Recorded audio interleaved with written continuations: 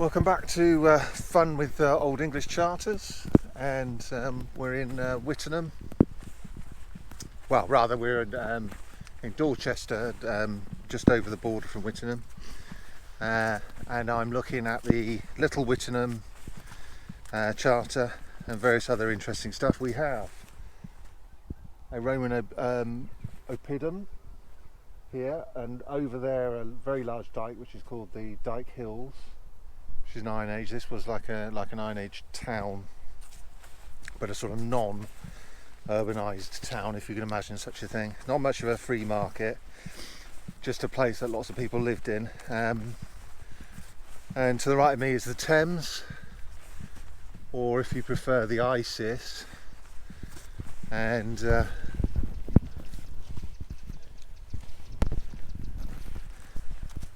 ahead of me is the Tame.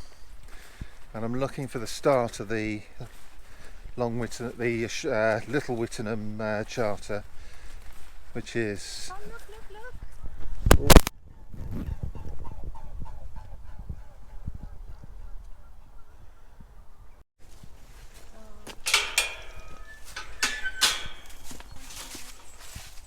Walking along, okay? Oh yeah?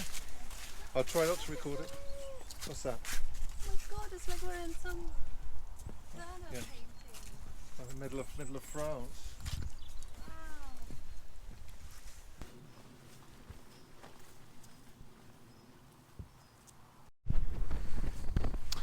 So the charter begins arrest, which means first. Most charters start first with the word first, and if you can locate the first item and then work around the map clockwise, they're nearly always clockwise.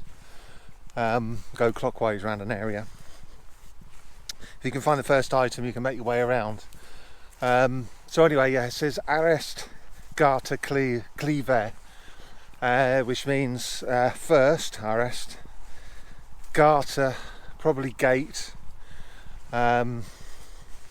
possibly entrance, and cleave is cliff. So the cliff gate. Start with the cliff gate. Now it's on the other side of the river, and I'm looking for it. It's not too far away from where we are now. It's over there. I went a bit too far, but I can't see anything from here. I don't think there's a footpath on the other side either. So that wasn't. Well, we can't find the start point. So let's go on to and have a look at the Iron Age settlement.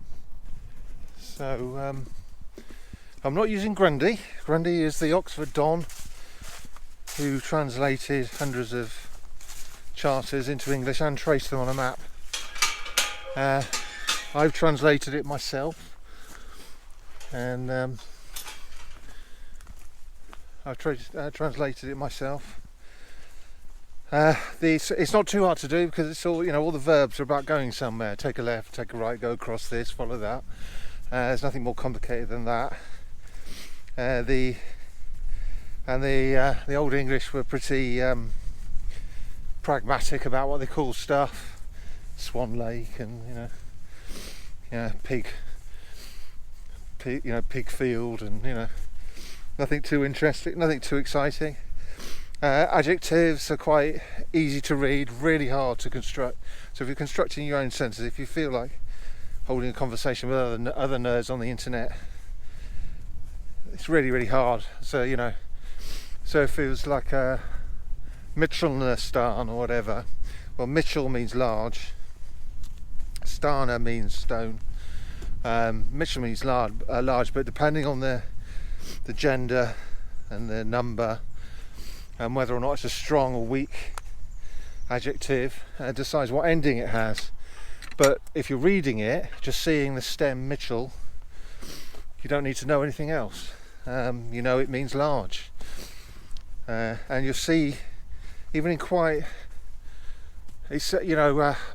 mickle is still used today in the West Country, mostly with old people. I think it's dying out. But I've only been in the West Country for 25 years. I haven't heard it said for quite a while, but I do understand it. Mickle means large, and you've got fields called Mickle Field and things like this. But it is dying out. But that's Old English.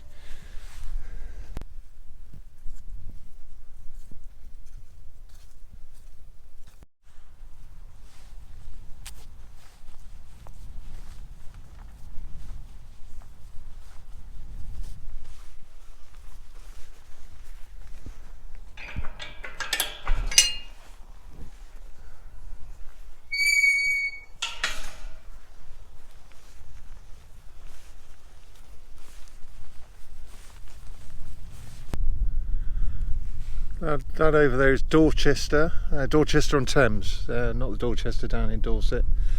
It was a Roman settlement. This is Iron Age.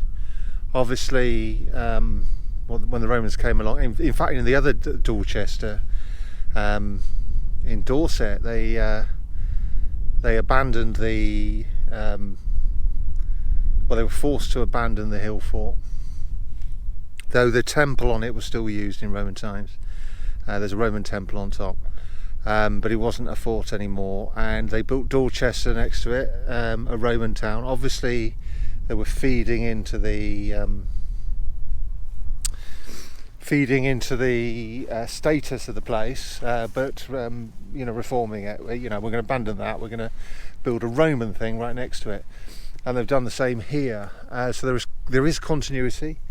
We've got Bronze Age over there, we've got Iron Age here, we've got Roman over there, and they found some Anglo-Saxon pottery, and we know this area, this from between the Berkshire Downs and the Thames, was really important to the Anglo-Saxons. So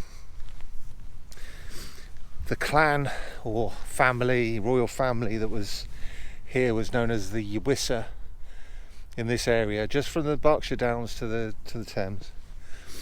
And from them came the Wessex kings, and from the Wessex kings we get the English kings of the whole of England. So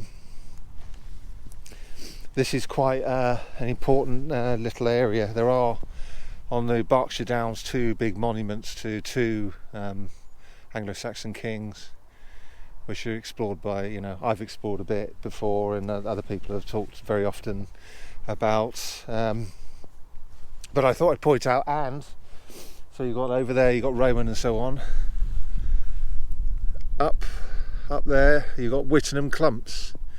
So you've got Iron Age here right in front of us. This is an Iron Age town. Just across the river on top of that hill is not particularly that hill, but over there a really big massive Iron Age fort, a proper military one. And there's something square I can see on the LiDAR, and I know on the other side of that hill, on the slope going down, I know from Time Team they did a dig there, and there's a Roman villa. So it is chock-a-block around here with archaeology. But anyway, there's an interesting little museum in Dorchester worth looking at. It's only a couple of rooms, but it's loads of nice little things.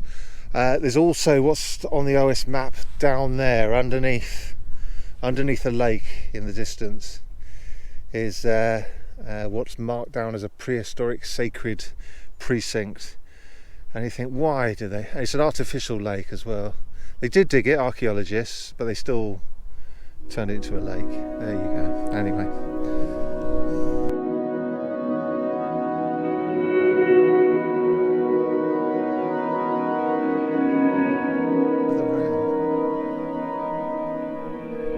They're on heat, They can come and ram you and you go flying. What the word ram means? In India, it's round. Very different. Right, where are we? How do we get out of here?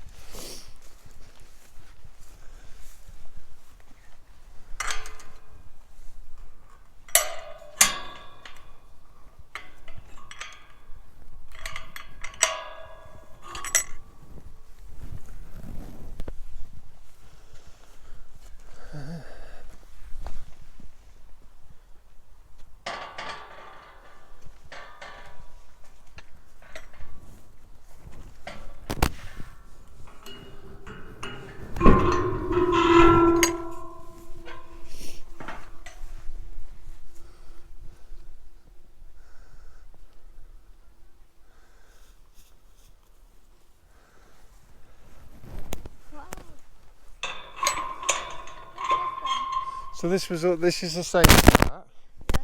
except this has had a plough go up and down it, and this is what ploughing does. It just makes it. Iron Age ploughing. No, modern. Modern This is. It's our generation, our parents, our grandparents, and great grandparents have really have taken. Maybe not yours, but certainly mine have a lot to answer for ruining the landscape. Wow, that's quite a difference.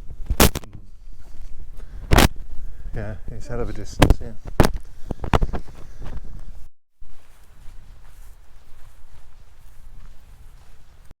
Well, let me show you the ice here. And here, somewhere around here, was found. Well, in the 1880s, they said it was a bronze sword and a bronze shield probably deposited in the water. It's the sort of thing that did get deposited in waters, especially the Thames. And then later on, I think the 1906 map, it marks it as a bronze dagger, scabbard and buckler. So both of them were demoted. Both those items were demoted, but yeah. So yes, it seems a lot of activity seems to have gone on here. Either that or antiquarians and archaeologists have been very, very busy looking for stuff. We are, of course, only sort of 20 miles away from Oxford. There's a lot of people, a lot of time on their hands who are interested in old things. But anyway, none of this is on the Little Wittenham Charter. It's just right next to Little Wittenham, literally 100 yards. So it had to be talked about. I was planning to go up to Wittenham Clumps, which are on the Charter. Well, they're not mentioned in the Charter, but they're within the Charter boundary. But I think it's getting a bit dark. It's going to be getting dark soon. I don't know whether it's feasible. Might do a bit of it. Come back tomorrow.